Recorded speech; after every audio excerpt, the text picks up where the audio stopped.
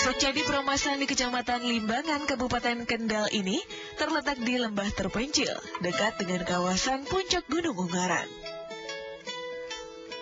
Sejak pertama kali dusun ini berdiri pada masa penjajahan Jepang, hingga kini Dusun Candi Peromasan belum tersentuh jaringan listrik dari PLN.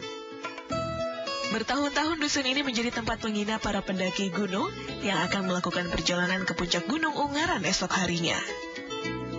Nah, interaksi penduduk dan para pendaki membangkitkan rasa peduli sosial. Dari situ para pendaki tahu, para penduduk selama ini menggunakan penerangan berbahan bakar minyak sejak dulu.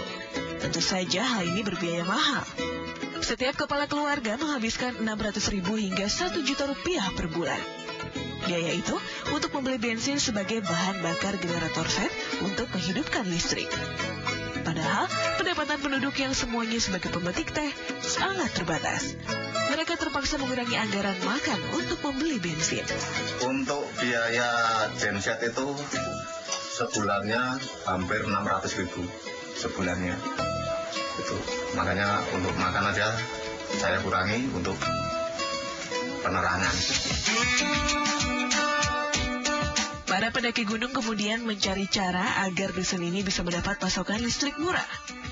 Mereka kemudian membentuk jaringan relawan yang terdiri dari para pendaki gunung, pecinta alam, komunitas otomotif petualangan, serta para pegiat kegiatan alam lainnya.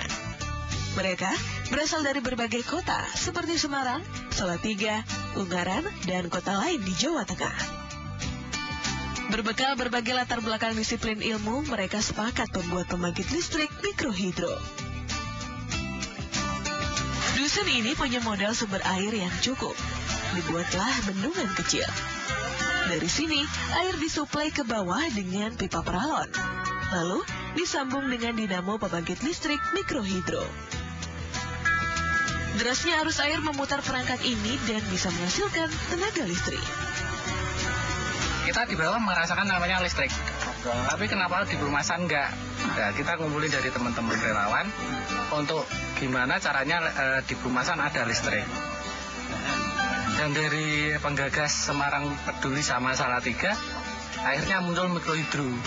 Listrik yang dihasilkan kemudian dialirkan menuju sebuah rumah kayu yang menjadi pusat pengendalian listrik. Dari sinilah kemudian arus listrik dibagikan ke rumah-rumah warga. Pembuatan pembangkit listrik tenaga mikrohidro ini menghabiskan biaya sekitar 300 juta rupiah. Semuanya merupakan hasil iuran dari para relawan gabungan yang dikumpulkan sedikit demi sedikit selama lebih dari 4 tahun. Dan akhirnya pembangkit kini bisa beroperasi.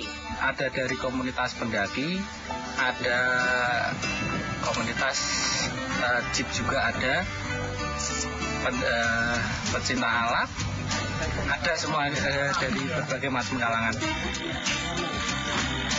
Warga Dusun Candi Peromasan kini bisa menikmati listrik meski hanya terbatas pada pukul 6 sore hingga 6 pagi. Tapi bagi warga itu sudah lebih dari cukup. 4 tahun 6 bulan.